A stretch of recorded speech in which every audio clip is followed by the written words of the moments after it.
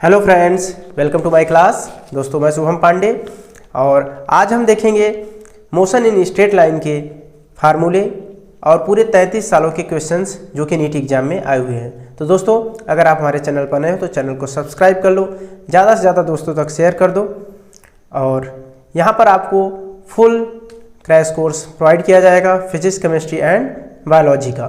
तो चलो दोस्तों शुरू करते हैं। तो दोस्तों इस चैप्टर से रिलेटेड जो हमारे फार्मूले होंगे वो एक होगा v equal to U plus A T.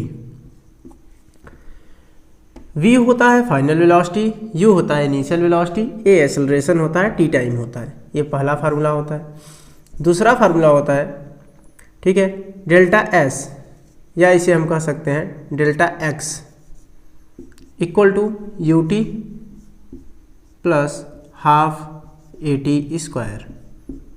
इसको हम कभी कभी ऐसे भी दिखाते हैं, S equal to U T plus half A T square.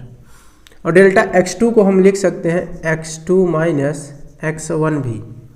Okay, तीसरा फार्मूला होता है v स्क्वायर इक्वल टू होता है यू स्क्वायर प्लस 2as या 2ax। तो दोस्तों u initial velocity, v final velocity, a acceleration, s या x को हम कहते हैं displacement.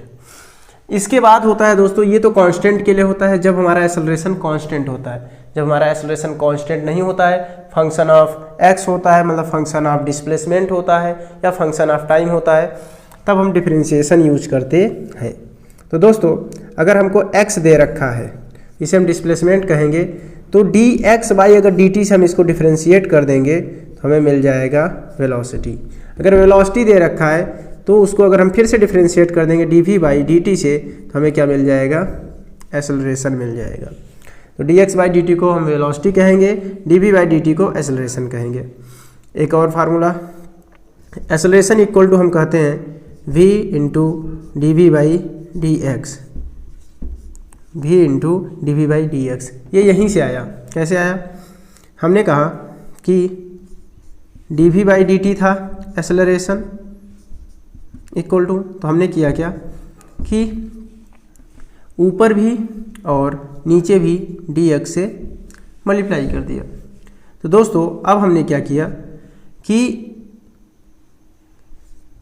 D V by D X कर दिया और D X by D T कर दिया। और D X by D T होता है वेलोसिटी, तो D X by D T की जगह पे हम वेलोसिटी लिख सकते हैं और D V by D X, तो हो गया v into D V by D x.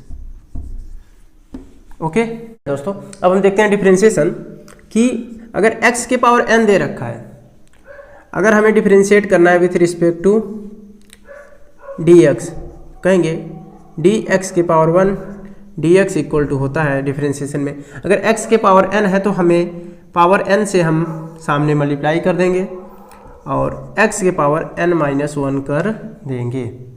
जैसे अगर हमको मान लो कि दे रखा था y इक्वल टू x के पावर 3 और कहा जाए कि हमें dy बाई dx बताओ, तो दोस्तों हम करेंगे क्या, dy बाई dx और y इक्वल टू है x के पावर 3।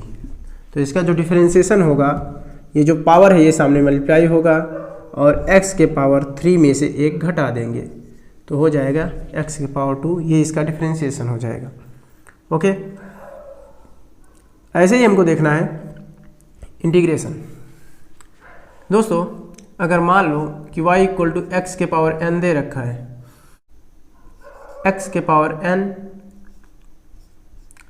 dx का इंटीग्रेशन करना है, तो दोस्तों जो x के पावर n है इस बार क्या करना है, n प्लस 1 हो जाएगा और डिवाइडेड बाई n प्लस 1 हो जाएगा।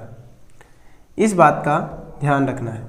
इंटीग्रेशन हमें क्या बताता है, पूरा एरिया बताता है, समेशन बताता है, और डिफरेंशिएशन हमें क्या बताता है, किसी भी कर्व का हमें स्लोप बताता है। जैसे अगर कोई भी ये स्लोप है, इस पॉइंट पर डिफरेंशिएशन हमको इसका स्लोप बताएगा, जबकि इंटीग्रेशन हमको, अगर हमने बोला ये x1 है ये x2 है, तो इसके बीच की हमको एरिया बताएगा। तो चलो दोस्तों शुरू करते हैं कि कैसे क्वेश्चंस इस पर आए हुए हैं।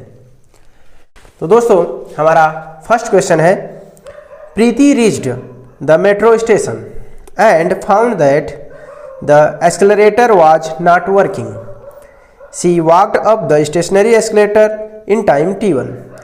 प्रीति मेट्रो स्टेशन पहुंचती है, देखा उसने कि जो एक्सेलरेटर थी, सीढ़ी थी, ठीक है, स्वचालित जो सीढ़ी थी वो काम नहीं कर रही है। तो उसने क्या किया, एक्सेलरेटर पर, ठीक है, वॉक करके गई। जब वॉक करके गई तो जो टाइम लगा वो लगा t1। करे ऑन द अदर डे, किसी दूसरे दिन क्या हुआ, if she remains stationary on the moving accelerator then the accelerator takes her up in time t2। जब वो मूविंग एक्सेलरेटर पर गई, ठीक है, और खुद नहीं चली, वो खुद रुकी हुई थी, इस बार एक्सेलरेटर उसे ऊपर ले गया, तो जो टाइम लगा वो t2 लगा। करे the time taken by her to walk up on the moving accelerator will be. कराए अब टाइम कितना लगेगा जब वो एक्सेलरेटर पर चलती हुई जाए, ठीक है, एक्सेलरेटर भी चल रहा है और वो भी चले, तो उसे कितना टाइम लगेगा। क्वेश्चन है, ये रहा हमारा एक्सेलरेटर जो कि सीढ़ी होती है, आप जानते हो ये मूविंग सीढ़ी होती है जो कि चल रही होती है। प्रीति गई, एक्सेलरेटर नहीं काम कर रहा था, तो जो उसे टाइम लगा वो लगा t1। अगले दिन गई, एक्सेलरेटर काम कर रहा था, तो वो नहीं चली, एक्सेलरेटर उसे जब ऊपर ले गया तो टाइम लगा t2। नेक्स्ट दिन क्या हुआ कि एक्सेलरेटर भी चल रहा था और प्रीति भी चली, तो उसे जो टाइम लगेगा वो हमको बताना है, ठीक है। पहले वाले में प्रीति चली है, एक्सेलरेटर नहीं काम कर रहा था। दूसरे में क्या हुआ, प्रीति रुकी हुई है, एक्सेलरेटर चल रहा है। तो मान लेते हैं कि पहले वाले में प्रीति की जो वेलोसिटी रही होगी वो v1 रही होगी, एक्सेलरेटर की जो वेलोसिटी थी वो v2 रही होगी।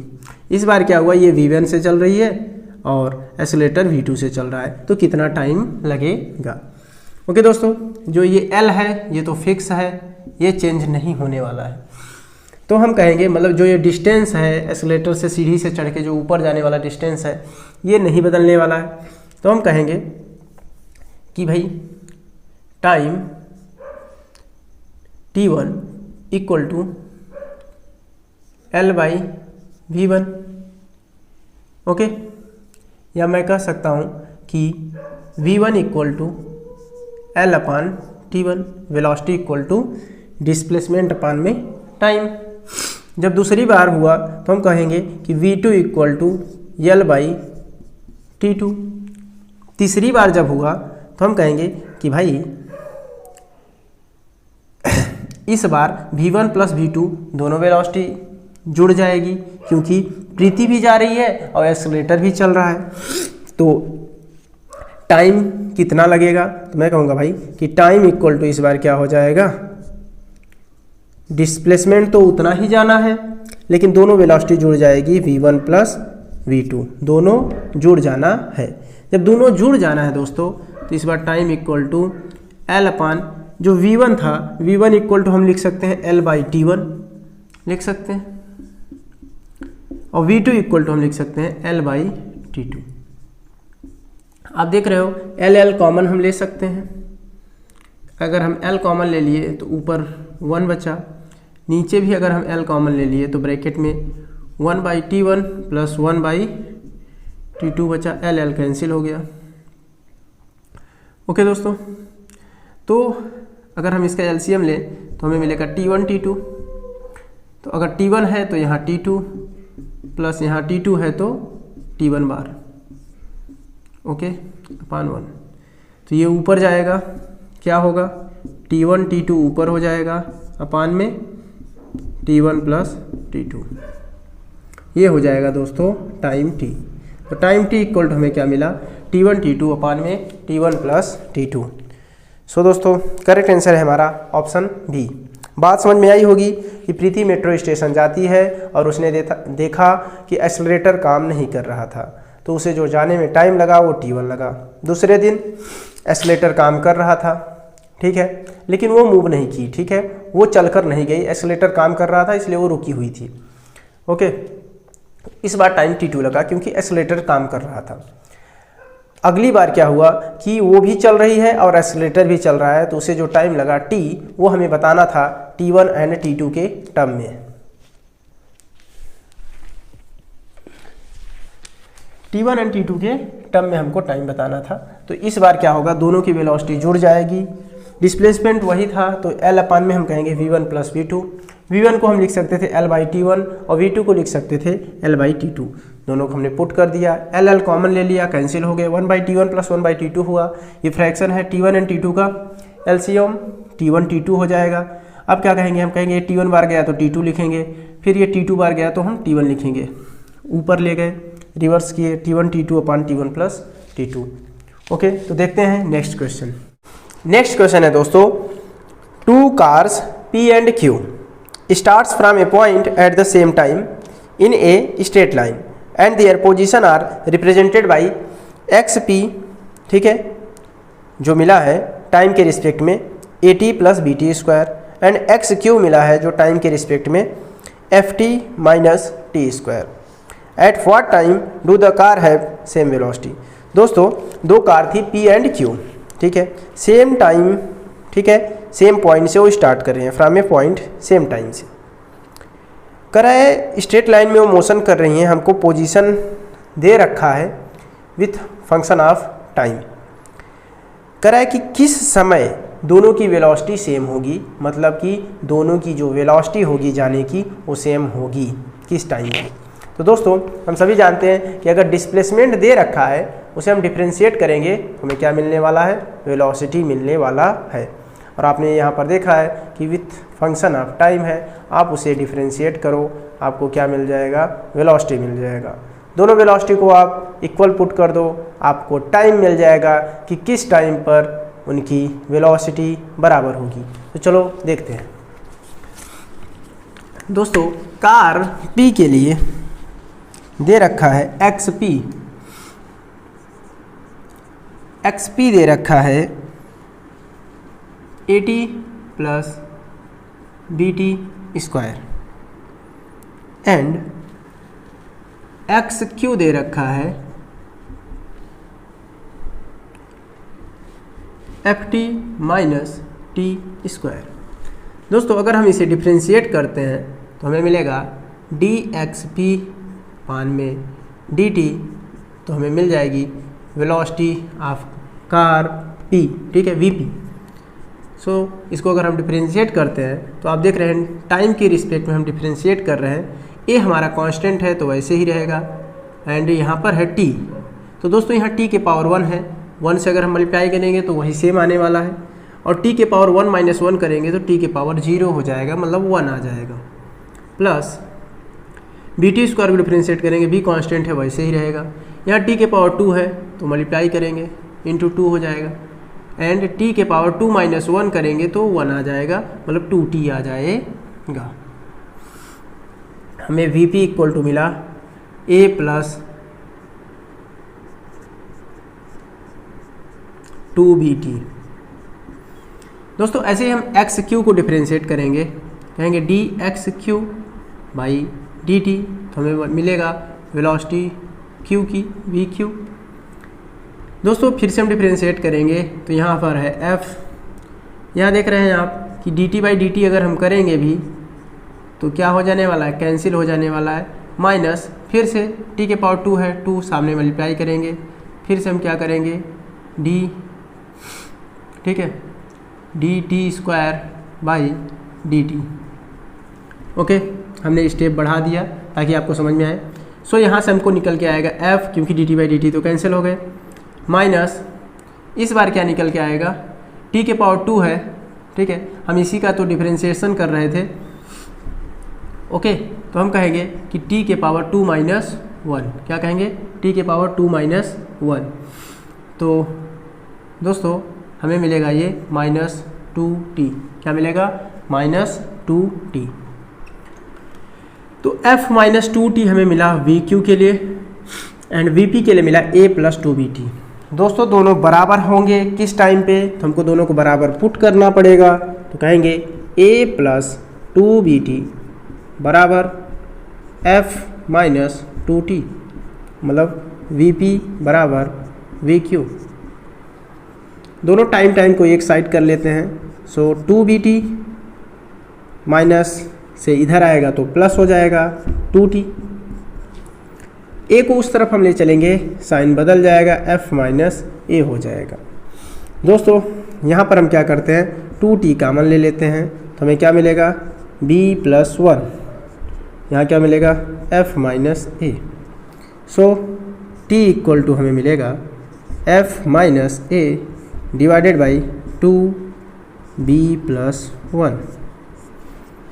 तो इसी टाइम पर दोनों की वेलोसिटी सेम होगी। सो हमारा करेक्ट आंसर है ऑप्शन डी, f माइनस ए अपान में 2 1 प्लस b, ब्रैकेट में 1 प्लस b। तो देखते हैं नेक्स्ट क्वेश्चन है दोस्तों, करें if the velocity of a particle is v equal to at plus bt square where a and b are constant, then the distance traveled by it between 1 second to 2 second is। दोस्तों हमको velocity दे रखा है, ठीक है, और हमसे पूछ रहा है कि क्या डिस्प्लेसमेंट वो ट्रेवल करेगा 1 सेकेंड से 2 सेकेंड के बीच में, मतलब t इक्वल टू 1 सेकेंड से स्टार्ट करे and t equal to 2 second में कितना डिस्प्लेसमेंट वो कवर करेगा। वेलोसिटी दे रखा है, हमें डिस्प्लेसमेंट चाहिए, यहाँ क्या इस्तेमाल होगा, इंटीग्रेशन। वेलोसिटी दे रखा होता, आपसे पूछता एक्सेलरेशन, तो आपको क्या करना पड़ता, डिफरेंशिएशन। लेकिन वेलोसिटी दे रखा है, आपसे डिस्प्लेसमेंट पूछ रहा है, तो आपको इंटीग्रेशन करना है। चलो देखते हैं कैसे। अब वेलोसिटी दे रखा है दोस्तों, at plus bt square. A and be constant है, मतलब कि वेरिएबल नहीं है, चेंज नहीं हो रहा है। दोस्तों वेलोसिटी को हम क्या लिख सकते हैं, dx बाई dt लिख सकते हैं। अगर हम dt को उस तरफ भेज दें तो हमें क्या मिलने वाला है, at plus bt square. Okay, dx equal to मिलेगा हमें at plus bt square into dt। दोस्तों अगर हम dx को इंटीग्रेट करेंगे तो हमें पूरा डिस्प्लेसमेंट मिलेगा, लेकिन अगर हम डिस्प्लेसमेंट को बता दे रहे हैं कि भाई हम x1 से हमें x2 चाहिए, मतलब x1 है हमारा at the time t1 and x2 है हमारा एट द टाइम t2। यहाँ पर हम टाइम को वेरीफाई कर देंगे कि t इक्वल टू 1 सेकेंड से लेके t इक्वल टू 2 सेकेंड। हमारा जो लोअर लिमिट है वो 1 सेकेंड है एंड जो हमारा अपर लिमिट है t इक्वल टू 2 सेकेंड है। इंटीग्रेट करते हैं दोस्तों at को, ठीक है, अगर हम इंटीग्रेट करेंगे तो कहेंगे a, इस बार क्या करेंगे, t के पावर 1 है, 1 प्लस 1 होता है और डिवाइडेड बाई 1 प्लस 1, ठीक है, t इक्वल टू 1 सेकेंड से लेके t इक्वल टू 2 सेकेंड तक, प्लस bt स्क्वायर को अगर हम करेंगे तो b कांस्टेंट है, इस बार t के पावर 2 है तो 2 plus 1 divided by 2 plus 1, lower limit t equal to 1, upper limit t equal to 2। तो दोस्तों हम पुट कर देते हैं a, ठीक है, अपर लिमिट है t इक्वल टू 2, पुट करते हैं t के पावर 2, तो ठीक है t के पावर 2 है और t की जगह में हम 2 रखेंगे तो 2 का स्क्वायर हो जाता है 4, डिवाइडेड बाई क्या है 2, माइनस लोअर लिमिट रखेंगे t का स्क्वायर मतलब कि 1 का स्क्वायर 1 ही होगा, divided by 2, plus b t के पावर 3, तो 2 की जगह पर अगर हम 3 रखेंगे, t के पावर 3 रखेंगे, 2 के पावर 3 तो हमें मिलेगा 8 अपान में 3, 2 प्लस 1 3, माइनस लोअर लिमिट रखेंगे, अपर लिमिट में से हमें लोअर लिमिट को घटाना होता है, 1 का क्यूब करेंगे 1 ही आएगा, डिवाइडेड बाई 3। तो दोस्तों 4 माइनस 1 तो हमें क्या मिलने वाला है 3, मतलब कि 3/2a, प्लस 8 माइनस 1 तो हमें क्या मिलने वाला है 7/3b। सो करेक्ट आंसर है दोस्तों 3/2a प्लस 7/3b। तो करेक्ट आंसर है option A 3/2a plus 7/3b। तो बड़े ही आसानी से आप इसे इंटीग्रेट कर सकते हैं। अगर आपको इंटीग्रेशन आता है, आपको lower limit upper limit put करना आता है कि अपर लिमिट में से हमें लोअर लिमिट को घटाना है, ठीक है, तो बड़ी ही आसानी से आप इसको कर सकते हैं, कोई दिक्कत नहीं हुई होगी, ठीक है। आप इसे इंडिविजुअली इस तरह से ट्रीट कर सकते हैं कि भाई ये हमारा क्या है, एक तरीके से इंटीग्रेशन AT dt है प्लस अगला इंटीग्रेशन है BT स्क्वायर dt। फिर क्या करेंगे, कहेंगे भाई यहाँ t के पावर 1 है और हम सभी जानते हैं कि इंटीग्रेशन में अगर t के पावर n dt है तो हम कहेंगे कि t के power n+1 divided by n+1। तो t के पावर 1 है तो 1+1 डिवाइडेड बाई 1+1, t के पावर 2 है तो t के पावर 2+1 डिवाइडेड बाई 2+1, t के अपर लिमिट है 2 और लोअर लिमिट है 1। आप पुट करो, बड़ी ही आसानी से आपको रिजल्ट आ जाएगा। फिर भी अगर आपको कोई समस्या है तो आप हमें कमेंट करके ज़रूर बताएं। तो देखते हैं नेक्स्ट क्वेश्चन। नेक्स्ट क्वेश्चन है दोस्तों, a particle of unit mass undergoes one dimensional motion such that its velocity varies according to Vx, ठीक है, फंक्शन ऑफ, इस बार डिस्प्लेसमेंट है, वेलोसिटी चेंज हो रहा है at the function of displacement. Displacement के हिसाब से चेंज हो रहा है कि जैसे हमारा डिस्प्लेसमेंट चेंज हो रहा है उस हिसाब से हमारी वेलोसिटी चेंज हो रही है। तो बीटा x के power -2n where beta and n are constant, जहाँ पर बीटा और n हमारा कांस्टेंट है, x is the position of the particle, और x जो है ये पोजीशन को बता रहा है। करें the acceleration of the particle as a function of x is given by, हमको एक्सेलरेशन बताना है पार्टिकल, ठीक है, पार्टिकल का एक्सेलरेशन बताना है with the function of x में। ओके दोस्तों, एक पार्टिकल था, यूनिट मास था, मतलब कि उसका मास 1 रहा होगा, ठीक है, वो 1 डायमेंशनल मोशन कर रहा है, उसकी वेलोसिटी बदल रही है बीटा x की पावर -2 ठीक है। तो हमें बताना है उसका acceleration in the term of beta and x के टर्म में। तो चलो दोस्तों कैलकुलेट करते हैं। हम दोस्तों ये जानते हैं कि एक्सेलरेशन इक्वल टू होता है v dv/dx। अब आप कहोगे कि dv/dt क्यों नहीं इस्तेमाल किए, क्योंकि दोस्तों यहाँ पर फंक्शन ऑफ x दे रखा था तो हम dv/dx इस्तेमाल करेंगे। उसके बाद दोस्तों क्या दे रखा है, वेलोसिटी आपको दे रखी है, वेलोसिटी दे रखी है बीटा x के पावर -2n। अगर आप यहाँ से देखो तो अगर हम dv/dx निकाल लें तो क्या होने वाला है, dv/dx डिफ्रेंशिएट करेंगे तो हमें मिलेगा बीटा कांस्टेंट है, x के पावर -2n है, यहाँ dx के रिस्पेक्ट में कर रहे हैं, x के पावर -2n है तो हम जानते हैं कि हमें -2n से मल्टीप्लाई करना होगा। ओके, फिर कहेंगे x के पावर, अब क्या करेंगे, कहेंगे एक पावर घटा देना है तो -2n -1, एक पावर घटा के ही तो लिखते हैं, जो पावर होता है वो सामने मल्टीप्लाई कर देते हैं और बाकी पावर को एक घटा के लिख देते हैं। तो हमें मिल गया बीटा इंटू -2n x की पावर -2n -1, मतलब -2n बीटा x के पावर -2n -1 मिल गया, ये हमें मिला dv/dx। और दोस्तों अगर हमें एक्सेलरेशन पता करना है तो वेलोसिटी जो दे रखा है, वेलोसिटी उसको हम पुट करते हैं बीटा x के पावर -2n, और जो dv/dx दे रखा है उसको भी पुट कर देते हैं इंटू -2n बीटा x के पावर -2n -1।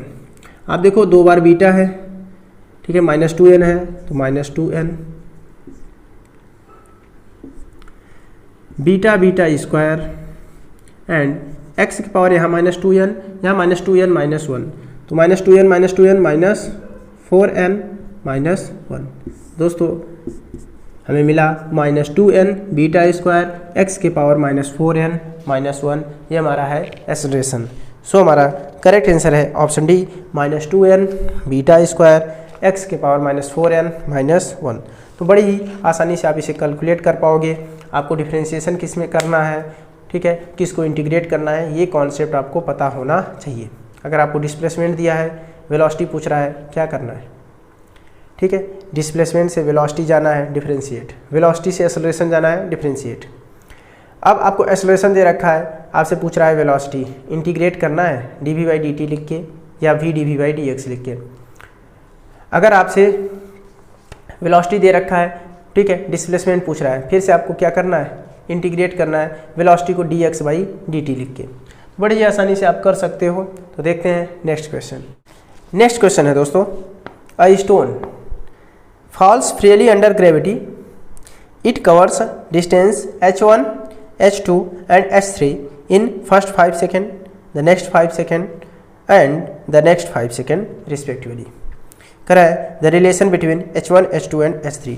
दोस्तों ठीक है, फ्री फॉल से एक बॉडी गिर रही है, ठीक है, या कोई एक ऑब्जेक्ट गिर रहा है, वो पहले 5 सेकंड में कितना दूर गिरा, फिर नेक्स्ट 5 सेकंड में कितना दूर गिरा, फिर नेक्स्ट 5 सेकंड में कितना दूर गिरा, मतलब कितनी हाइट गिरा, पहले 5 सेकंड में कितनी हाइट गिरा, फिर दूसरे 5 सेकंड में कितनी हाइट गिरा, फिर तीसरे 5 सेकंड में कितनी हाइट गिरा।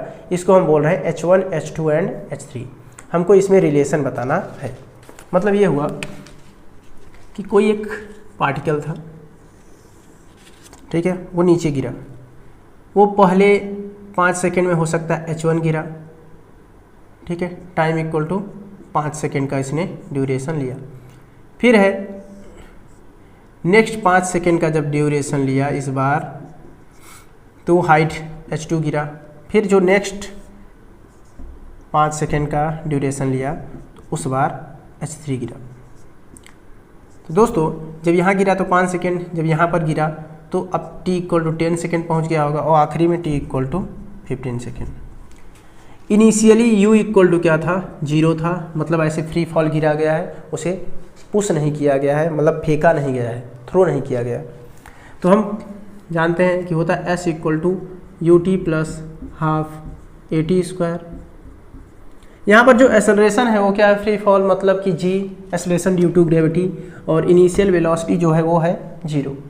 तो हम कहेंगे कि भाई s इस बार क्या है, h1 है क्योंकि हाइट, तो कहेंगे h1 इक्वल टू, क्योंकि यही डिस्टेंस तो कवर करेगा, तो h1 इक्वल टू कहेंगे हाफ g, t की जगह पर हम पुट करेंगे 5 सेकेंड का स्क्वायर, मतलब कि हमें मिलेगा 25/2g, क्योंकि 25 का स्क्वायर 25 होगा, 25/2g।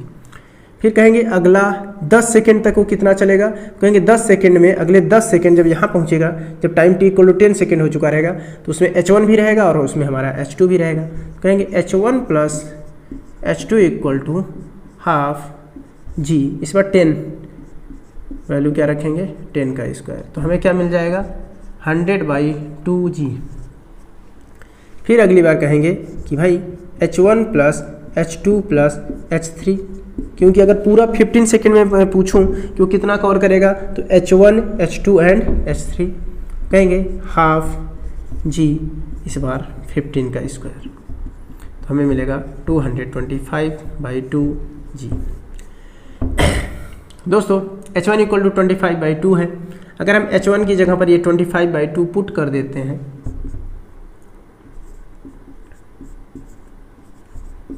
ठीक है, प्लस h2, हमें जो h2 मिलेगा वो मिलेगा 75/2g, मतलब कि h2 इक्वल टू हमें मिला